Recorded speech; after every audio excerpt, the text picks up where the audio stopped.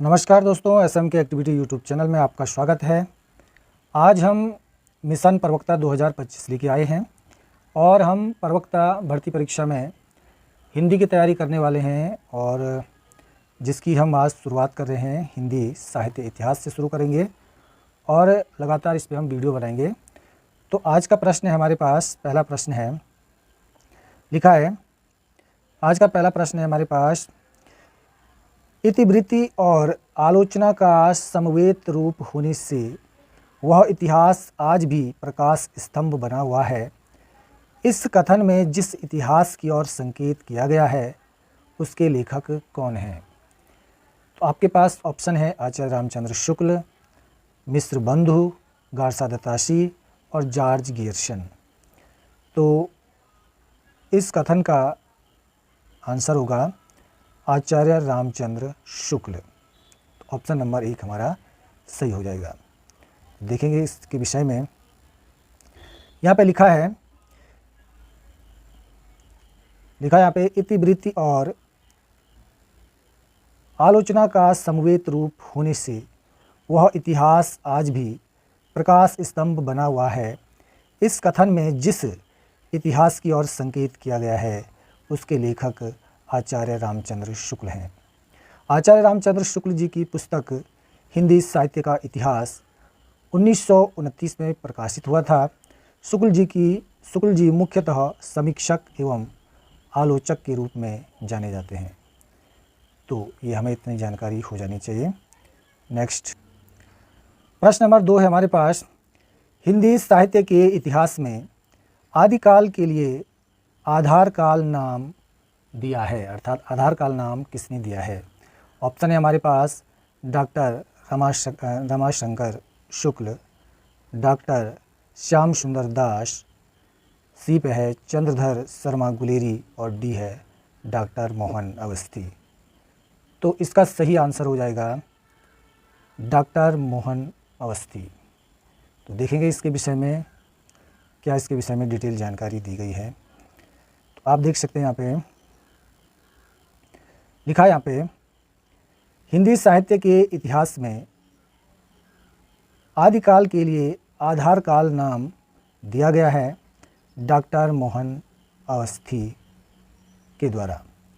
आदिकाल को आधार काल नाम सुमन राजे ने भी दिया है। ये क्वेश्चन कंफ्यूज कर सकते हैं। तो यही नाम जो है कि सुमन राजे ने भी दिया है और यही नाम डॉक्टर मोहन अवस्थी ने भी दिया है। तो ऑप्शन उसी प्रकार के होंगे, दोनों में से कोई आपको देखने को मिलेगा। दो नाम आपको देखने को एक साथ नहीं मिलने वाले हैं। तो यहाँ पर हम देखेंगे कि नामकरण आदिकाल का किसने किस प्रकार से किया है। तो चारण काल की बात करें तो चारण काल क्या बोला है जॉर्ज गियर्सन ने, आरंभिक काल बोला है मिश्र बंधु ने, बीज वपन काल बोला है आचार्य महावीर प्रसाद द्विवेदी ने, वीर गाथा काल बोला है आचार्य रामचंद्र शुक्ल ने,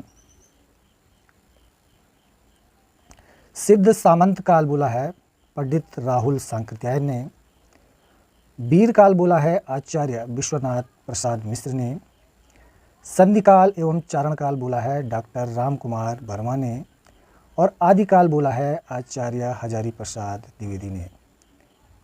और आधार काल की बात करें तो आधार काल सुमन राजे और मोहन अवस्थी जिसकी हम बात कर रहे थे। तो दोनों ने जो है कि इसको आधार काल भी बोला है, अर्थात आधार काल बोला है सुमन राजे ने और मोहन अवस्थी ने, और जय काल बोला है रमाशंकर शुक्ल रसाल ने। तो इस प्रकार से यहाँ से भी क्वेश्चन देखने को मिल सकते हैं। तो इस प्रकार से इसको आप नोट कर सकते हैं। किसी के बारे में भी पूछा जा सकता है कि किस लेखक ने आदिकाल को क्या नाम दिया है। चलिए नेक्स्ट प्रश्न नंबर 3 है हमारे पास, रामचंद्र शुक्ल का साहित्य इतिहास ग्रंथ हिंदी साहित्य का इतिहास नागरी प्रचारणी सभा से प्रकाशित हिंदी शब्द सागर की भूमिका में किस शीर्षक से लिखा गया था? ऑप्शन है आपके पास हिंदी साहित्य की भूमिका, हिंदी साहित्य की परंपरा, हिंदी साहित्य का अतीत, हिंदी साहित्य का विकास। तो इसका आंसर हो जाएगा हिंदी साहित्य का विकास। तो देखते हैं इसके विषय में।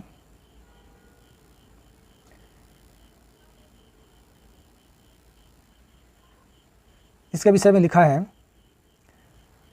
रामचंद्र शुक्ल का साहित्य इतिहास ग्रंथ हिंदी साहित्य का इतिहास नागरी प्रचारणी सभा से प्रकाशित हिंदी शब्द सागर की भूमिका के रूप में हिंदी साहित्य का विकास शीर्षक से सन 1929 ईस्वी में प्रकाशित हुआ। हिंदी साहित्य की भूमिका 1940 आचार्य हजारी प्रसाद द्विवेदी का ग्रंथ है। हिंदी साहित्य का अतीत 2 भाग आचार्य विश्वनाथ प्रसाद मिश्र का ग्रंथ है। तो यहाँ पे हमें और भी क्वेश्चन मिल गए। हिंदी साहित्य की भूमिका 1940 में प्रकाशित हुई थी और इसके लेखक हैं आचार्य हजारी प्रसाद द्विवेदी, और हिंदी साहित्य का अतीत के लेखक हैं आचार्य विश्वनाथ प्रसाद मिश्र। और हमें क्वेश्चन पूछा गया था हिंदी शब्द सागर की भूमिका में किस शीर्षक का प्रयोग किया गया है, तो इसका था हिंदी साहित्य का विकास। तो चलिए नेक्स्ट क्वेश्चन, प्रश्न नंबर 4 है हमारे पास, a dictionary of English and Hindustani के लेखक कौन हैं? ऑप्शन है हमारे पास George Grierson, William Growse, George Gilchrist, Frederic Pincott. तो हमारा ऑप्शन हो जाएगा इसमें option number C, George Gilchrist. इसके विषय में देखेंगे हम। लिखा यहाँ पे, a dictionary of English and Hindustani के लेखक जॉर्ज गिलक्राइस्ट हैं। जॉर्ज बार्थविक गिलक्राइस्ट को सन 1800 ईस्वी में फोर्ट विलियम कॉलेज के हिंदुस्तानी विभाग के अध्यक्ष के रूप में नियुक्त किया गया। A dictionary of English and Hindustani 1787 ईस्वी तथा हिंदुस्तानी ग्रामर 1796 ईस्वी इनकी प्रमुख कृतियां हैं। तो इनकी 2 कृतियां हैं, एक a dictionary of English and Hindustani है जो 1787 ईस्वी में प्रकाशित हुई, तथा दूसरी है हिंदुस्तानी ग्रामर और इसका प्रकाशन वर्ष है 1796। यहाँ से भी क्वेश्चन बन सकते हैं। चलिए नेक्स्ट, 5वां प्रश्न है हमारे पास, निम्न में से कौन सी रचना मिस्र बंधु द्वारा रचित नहीं है? नहीं है पूछा गया है यहाँ पे कि कौन सी रचना मिस्र बंधु की नहीं है। तो हमारे पास ऑप्शन है बूंदी वारिस, भारत विनय, पुष्पांजलि, पृथ्वी कल्प। तो कौन सी रचना मिस्र बंधु की नहीं है? तो ऑप्शन नंबर डी हमारा सही हो जाएगा। डी वाली मिस्र बंधु की नहीं है। इसके विषय में लिखा गया है तो हम इसके विषय में जानेंगे। तो यहाँ पर देखेंगे लिखा है पृथ्वी कल्प मिस्र बंधु द्वारा रचित नहीं है। पृथ्वी कल्प के रचनाकार हैं गिरिजा कुमार माथुर। यहाँ से भी हमारा एक क्वेश्चन क्लियर हो गया कि पृथ्वी कल्प के रचनाकार हैं गिरिजा कुमार माथुर। क्वेश्चन कहीं से भी बन सकता है। मंजीर, नशा और निर्माण, मंजीर, नशा और निर्माण, धूप के धान, शिला पंख चमकीले आदि माथुर जी की काव्य कृतियाँ हैं। ये सारे गिरिजा कुमार माथुर की कृतियाँ हैं। गिरिजा कुमार माथुर तार सप्तक 1943 ईस्वी के प्रमुख कवि हैं। भारत विनय ये पद्य रचना है, बूंदी बारिश पद्य रचना है, और पुष्पांजलि ये गद्य पद्य दोनों में लिखी गई रचना है। नेत्रोन्मीलन आदि मिस्र बंधुओं की रचनाएं हैं। ये तीनों रचनाएं जो ऊपर डिस्कस किया गया था, ये सारी तीनों रचनाएं जो ऑप्शन में थी ये मिस्र बंधु की रचनाएं हैं। हिंदी साहित्य के इतिहास और समालोचन की दृष्टि से इनकी रचना हिंदी नवरत्न और मिस्र बंधु विनोद महत्वपूर्ण है। मिस्र बंधु विनोद 4 भागों में विभाजित है। इसमें 5000 के लगभग कवियों एवं लेखकों का परिचयात्मक उल्लेख देखने को मिलता है। तो इसमें लगभग 5000 लेखकों का परिचय देखने को मिलता है, मिस्र बंधु विनोद में, जो 4 भागों में क्या है, प्रकाशित है। प्रश्न नंबर 6 हमारे पास, एशियाटिक सोसाइटी ऑफ बंगाल की पत्रिका के विशेषांक के रूप में निकलने वाला हिंदी साहित्य का इतिहास कौन सा है? एशियाटिक सोसाइटी ऑफ बंगाल की पत्रिका के विशेषांक के रूप में निकलने वाला हिंदी साहित्य का इतिहास कौन सा है? ऑप्शन है आपके पास, the modern vernacular literature of Hindustan, the sketch of Hindi literature, a history of Hindi literature, Hindi साहित्य का इतिहास। तो हमारा ऑप्शन है option number A, the modern vernacular literature of Hindustan. इसके विषय में जानेंगे हम डिटेल में। लिखा है, एशियाटिक सोसाइटी ऑफ बंगाल की पत्रिका के विशेषांक के रूप में निकलने वाला हिंदी साहित्य का इतिहास ग्रंथ the modern vernacular literature of Hindustan 1888 ईस्वी में प्रकाशित हुआ है। The modern vernacular literature of Hindustan नामक इतिहास ग्रंथ के लेखक जॉर्ज गियर्सन है। गियर्सन ने अपने ग्रंथ में 952 कवियों को शामिल किया है। डॉक्टर किशोरीलाल गुप्त ने the modern vernacular literature of Hindustan का हिंदी साहित्य का प्रथम इतिहास शीर्षक से हिंदी में अनुवादन किया है, जिसका प्रकाशन 1957 ईस्वी में हुआ है। तो इसमें काफ़ी जानकारी है, आप नोट कर सकते हैं।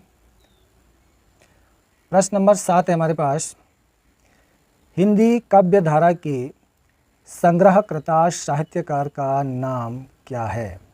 हिंदी काव्य धारा के संग्रहकर्ता साहित्यकार का नाम क्या है? ऑप्शन है हमारे पास, 4 ऑप्शन दिए गए हैं। इसका सही आंसर है महापंडित राहुल साकृत्यायन। इसके बारे में डिटेल में जानकारी देखेंगे।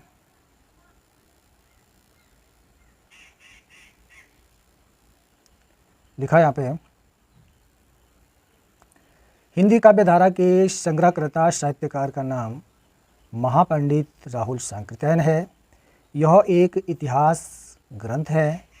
इन्हें यात्रा साहित्य का पितामह कहा जाता है। इनकी प्रमुख यात्रा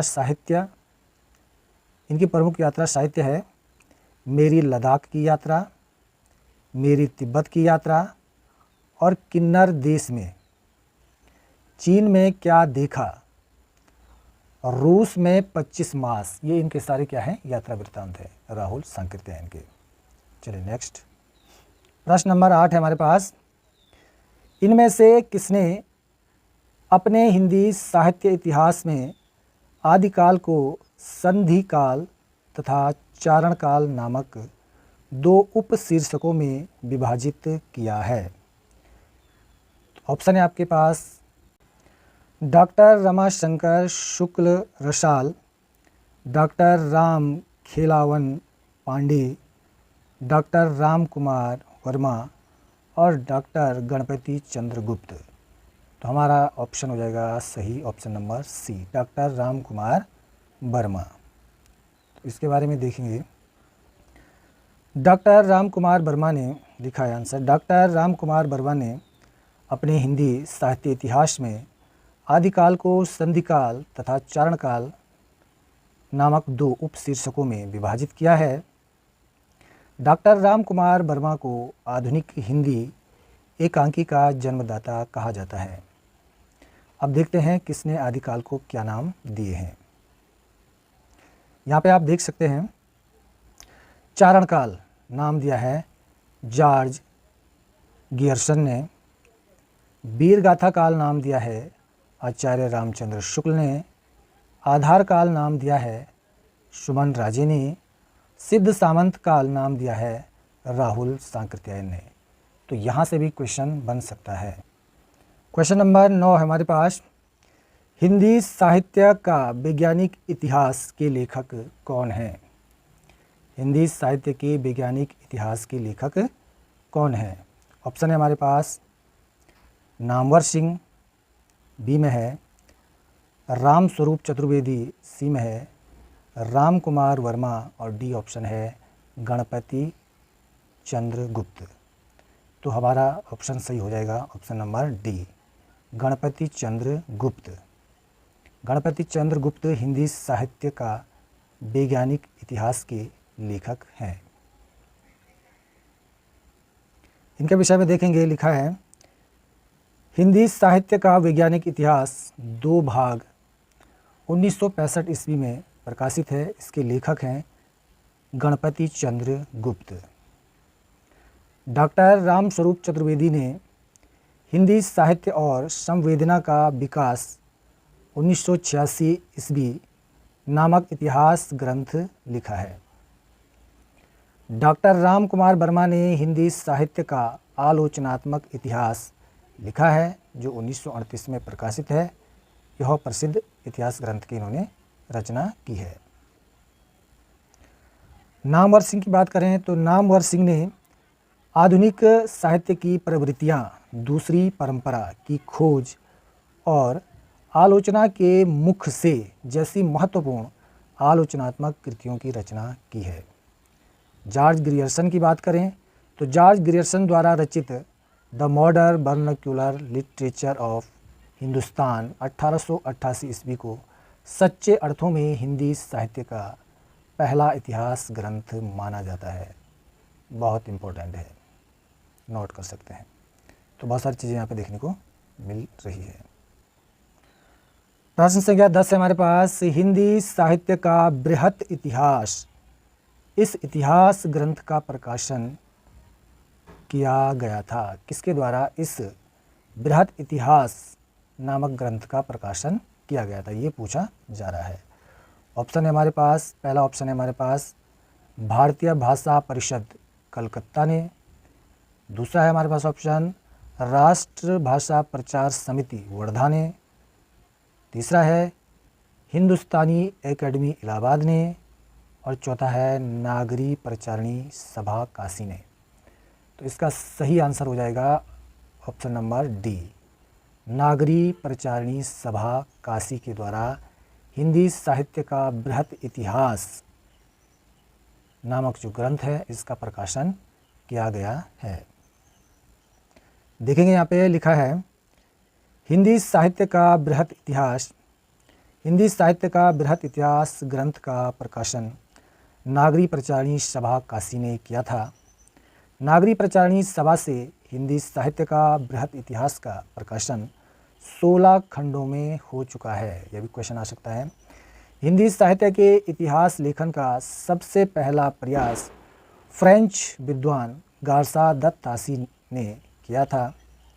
इनकी पुस्तक का नाम इस्तवार द ला लिटरेट्यूर ए इंदुई ए हिंदुस्तानी है। फिर देखेंगे लिखा है जॉर्ज ग्रियर्सन कृत the modern vernacular literature of Hindustan 1888 ईस्वी को सच्चे अर्थों में हिंदी साहित्य का पहला इतिहास ग्रंथ माना जाता है। इसकी चर्चा हम कर चुके हैं। ग्रियर्सन ने अपने इतिहास ग्रंथ में 952 कवियों को शामिल किया है। प्रश्न नंबर 11 है, हिंदी साहित्य जगत में मिश्र बंधु नाम से विख्यात लेखकों में सम्मिलित हैं। तो ध्यान से देखेंगे, इसका ऑप्शन नंबर डी सही हो जाएगा। गणेश बिहारी मिश्र, श्याम बिहारी मिश्र और सुखदेव बिहारी मिश्र, ये तीनों मिश्र बंधु के नाम से जाने जाते हैं। देख सकते हैं, यहाँ लिखा है हिंदी साहित्य जगत में मिश्र बंधु नाम से विख्यात लेखकों में गणेश बिहारी मिश्र, श्याम बिहारी मिश्र, सुखदेव बिहारी मिश्र हैं। इनके विषय में और भी जानकारी है, लिखा है यहाँ पे मिश्र बंधुओं ने मिश्र बंधु विनोद नामक इतिहास ग्रंथ की रचना की, जिसके प्रथम 3 भाग का प्रकाशन 1913 ईस्वी में तथा चौथे भाग का प्रकाशन 1934 ईस्वी में हुआ। मिश्र बंधु विनोद में 4591 कवियों का जीवन वृत्तांत वर्णित है। लगभग 5000 कवियों का जीवन वृत्तांत वर्णित है। प्रश्न नंबर 12 है हमारे पास, मिश्र बंधुओं ने रीतिकाल को नाम दिया है, अर्थात मिश्र बंधुओं ने रीतिकाल को क्या नाम दिया है। ऑप्शन है हमारे पास श्रृंगार काल, अलंकृत काल, कला काल या रसाल काल। हमारा ऑप्शन सही है ऑप्शन नंबर बी, अलंकृत काल नाम दिया है मिश्र बंधुओं ने रीतिकाल को। देखेंगे लिखा है यहाँ पे मिश्र बंधुओं ने रीतिकाल को अलंकृत काल नाम दिया आचार्य शुक्ल ने रीति ग्रंथ की प्रचुरता के कारण इसे रीतिकाल नाम दिया। विश्वनाथ प्रसाद मिश्र ने श्रृंगार काल, रमाशंकर शुक्ल ने कलाकाल की संज्ञा प्रदान की।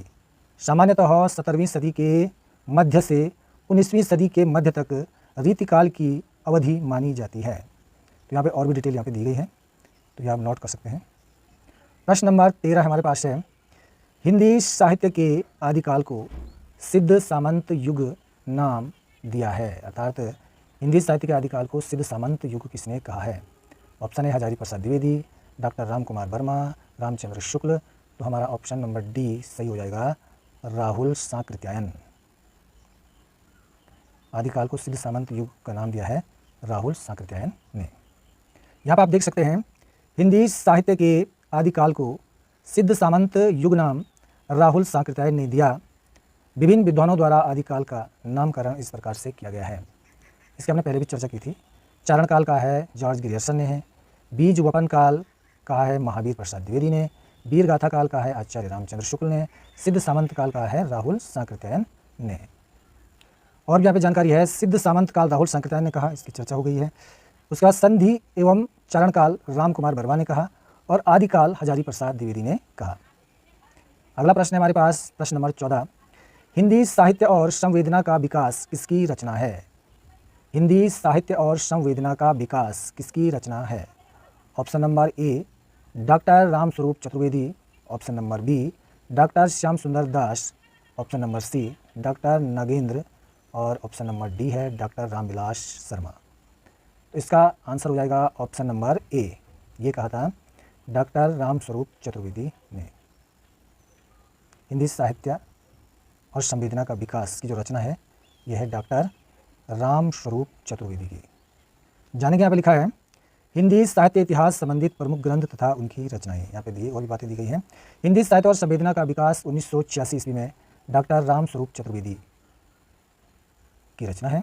उसके बाद भारतीय साहित्य के इतिहास की समस्याएं 1987 में डॉक्टर रामविलास शर्मा। हिंदी भाषा का विकास 1924 डॉक्टर श्याम सुंदर दास। और भी यहाँ पे जानकारी दी गई है। और भी जानकारी देखें हम तो यहाँ पे लिखा है, हिंदी साहित्य का इतिहास 1973 डॉक्टर नागेंद्र। साहित्य का इतिहास दर्शन डॉक्टर नलिन बिलोचन शर्मा। हिंदी साहित्य का विवेचनात्मक इतिहास 1930 सूर्यकांत शास्त्री। हिंदी आधुनिक हिंदी साहित्य का इतिहास 1934 कृष्ण शंकर शुक्ल। और उसके बाद है modern Hindi literature 1939 doctor Indranath Madan. उसके बाद आगे देखेंगे, हिंदी साहित्य का दूसरा इतिहास 1996 डॉक्टर बच्चन सिंह। उसके बाद है राजस्थानी भाषा और साहित्य डॉक्टर मोतीलाल। हिंदी साहित्य का वैज्ञानिक इतिहास 1965 डॉक्टर गणपति चंद्र गुप्त। हिंदी साहित्य का आधा इतिहास 2003 में सुमन राजे। हिंदी साहित्य का मौखिक इतिहास नीलाभ। तो इस प्रकार से जो कि रचनाएं यहाँ पे देखने को मिल सकती है, तो काफ़ी महत्वपूर्ण है। प्रश्न नंबर 15 है, नागरी प्रचारणी सभा द्वारा प्रकाशित हिंदी साहित्य का बृहत इतिहास के प्रथम भाग का शीर्षक है। ऑप्शन है हमारे पास, हिंदी भाषा का विकास, हिंदी साहित्य का उद्भव और विकास, हिंदी साहित्य का अभ्युत्थान, और हिंदी साहित्य की पीठिका। तो आंसर है हमारे पास ऑप्शन नंबर डी, हिंदी साहित्य की पीठिका। Option number D. यहाँ पे देख सकते हैं, नागरी प्रचारणी सभा द्वारा प्रकाशित हिंदी साहित्य का बृहत इतिहास के प्रथम भाग का शीर्षक हिंदी साहित्य की पीठिका है। नागरी प्रचारणी सभा वाराणसी द्वारा प्रकाशन क्षेत्र में पूर्ण की गई 3 सबसे बड़ी परियोजनाओं में हिंदी शब्द सागर और हिंदी विश्वकोश के साथ हिंदी साहित्य का बृहत इतिहास प्रस्तुत करने की परियोजना भी थी, जिसे सभा में सन 1953 ईस्वी में स्वीकार किया गया। इसके प्रारंभिक एवं अंतिम 2 खंड, पहला, दूसरा, 15वां और 16वां साहित्य इतिहास से संबंधित विषयों पर केंद्रित है एवं बीच में कुल 12 खंडों तीसरे से 14वें में प्रत्यक्ष हिंदी साहित्य का इतिहास निबद्ध है। इसके प्रथम भाग का शीर्षक हिंदी साहित्य की पीठिका तथा द्वितीय भाग का शीर्षक हिंदी भाषा का विकास है। ये भी पूछा जा सकता है कि हिंदी साहित्य की पीठिका कौन से भाग से ली गई है, तो प्रथम भाग से।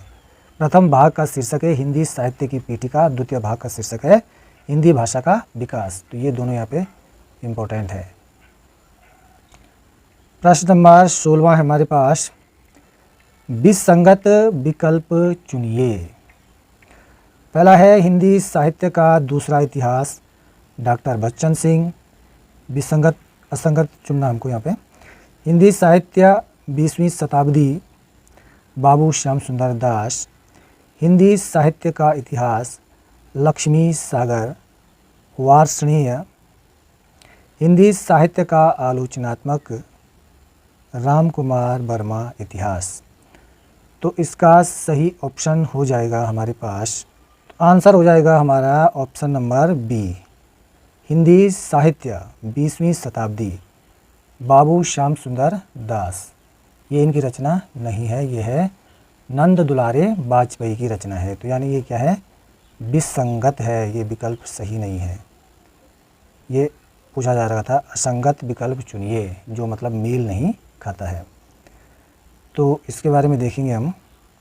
लिखा है यहाँ पे, हिंदी साहित्य 20वीं शताब्दी, बाबू श्याम सुंदर दास विकल्प असंगत है। हिंदी साहित्य 20वीं शताब्दी 1942 में प्रकाशित आचार्य नंद दुलारे वाजपेयी की कृति है। तो नंद दुलारे वाजपेयी की कृति है 20वीं शताब्दी, हिंदी साहित्य 20वीं शताब्दी।